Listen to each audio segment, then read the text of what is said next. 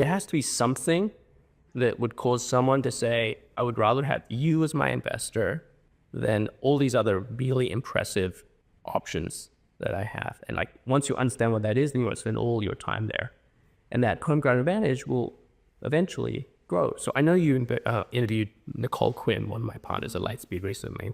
So when she started, she had joined us from Morgan Stanley, where she had done equity capital markets and equity research, and she'd focused on a lot of CPG and luxury. And so she understood brands in a way that I think most people in venture capital do not. And so if you look at like a lot of e-commerce businesses, most venture capitalists will look at that as a lifetime value, the customer acquisition cost arbitrage. And like if the LTV to CAC ratio is sufficiently high, then this is a good business. And if it's not that high, then I'm not that excited. So that's a quantitative view of e-commerce, and that's a perfectly good view of e-commerce. And Nicole can do that as well as anybody. But what she could also bring was this view of brand creation. And most e-commerce founders think of what they're building as brands. So she was able to differentiate herself from the beginning in that way. So the very first deal that she won at Lightspeed was Gwyneth Paltrow's company Goop. And I can guarantee you that Gwyneth Paltrow does not think about Goop as an LTV to CAC arbitrage. She thinks about it as a brand. And so she appreciated that Nicole was thinking about her business in the same way that she thought about her business. And that appealed to her. She chose Nicole to lead her round of investment.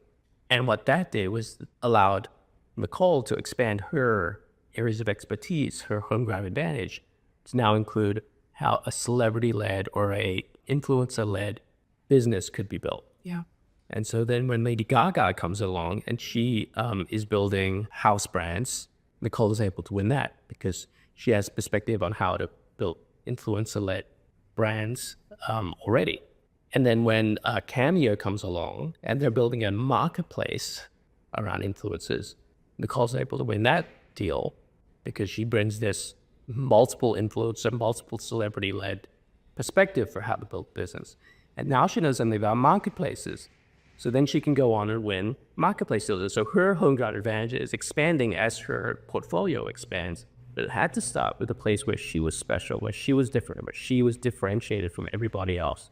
I think everybody needs to get very clear about what that is for them when they start out. Otherwise, they just end up chasing every deal that comes along and losing. And there's no prize for second place.